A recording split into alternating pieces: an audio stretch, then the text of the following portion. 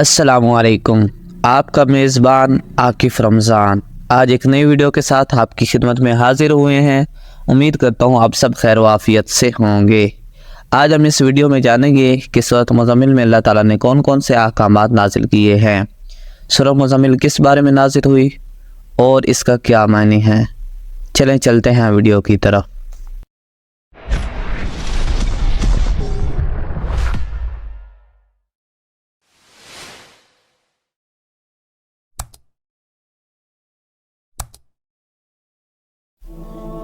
نحمد و نصلی و نسلم علی رسولہ الکریم، اما بعد فاعوذ باللہ من الشیطان الرجیم، بسم اللہ الرحمن الرحیم۔ سورۃ مزمل جو کہ 29ویں پارے میں موجود ہے، یہ مکی صورت ہے۔ اس میں 20 آیات اور رکوع 2 ہیں۔ اس صورت پاک میں حضور اکرم صلی اللہ علیہ وآلہ وسلم آپ کی زندگی کے مختلف پہلوؤں کا بیان ہے۔ آپ کا تبتل یعنی کہ آپ کا خالص اللہ تعالیٰ کی طرف متوجہ ہونا، آپ کی عبادت، آپ کی اطاعت، آپ کا قیام اور تلاوت، آپ کا جہاد اور مجاہدہ، اور خود اس صورت کا نام اس بات کو ظاہر کرتا ہے کہ اس صورت میں حضور نبی رحمت شفیع معظم صلی اللہ علیہ وآلہ وسلم آپ کی شخصیت کا بیان ہے۔ مزمل کا معنی کپڑے میں لپٹنے والا۔ جب ان آیات کا نزول ہوا تو آپ چادر اوڑھ کر لیٹے ہوئے تھے۔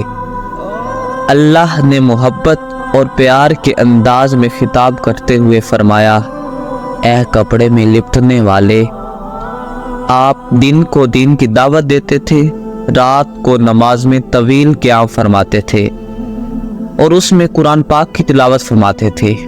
بعض اوقات پوری رات کھڑے رہتے جس سے آپ کے قدم مبارک میں ورم آ جاتا۔ اللہ نے آپ کو اختیار دیا کہ آپ چاہیں تو آدھی رات قیام کریں یا آدھی رات سے کم قیام کریں یا آدھی رات سے زیادہ قیام کریں، یہ آپ کی مرضی ہے۔ راتوں کا یہ قیام روحانی تربیت میں بڑا مؤثر ثابت ہوتا ہے۔ اس لیے قیام لیل کا حکم دینے کے بعد فرمایا گیا، یقیناً ہم تجھ پر عنقریب بہت بھاری بات نازل کریں گے۔ بھاری بات سے مراد قرآن عظیم ہے، جس کی ایک خاص ہیبت اور جلال ہے۔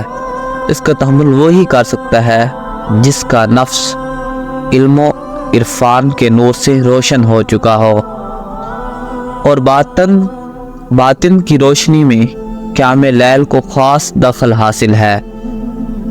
اگلی آیات میں حضور نبی رحمت شفیع معظم صلی اللہ علیہ وآلہ وسلم آپ کو ان ایذاؤں یعنی کہ مصیبتوں پر صبر کرنے کا حکم دیا گیا ہے جو دین کی دعوت کے سلسلے میں مشرکین کی طرف سے آپ کو دی جاتی تھی۔ آپ کو ستانے میں ان کے ہاتھ بھی استعمال ہوتے تھے اور زبانیں بھی استعمال ہوتی تھی، جیسا کہ طائف کا واقعہ آپ کے سامنے ہے۔ اس کے بعد یہ صورت آپ کے مکذبین کو ڈرانے کے لیے فرعون کا قصہ ذکر کرتی ہے، جسے اللہ تعالیٰ نے اس کی کفر و سرکشی کی وجہ سے سخت وبال میں پکڑا۔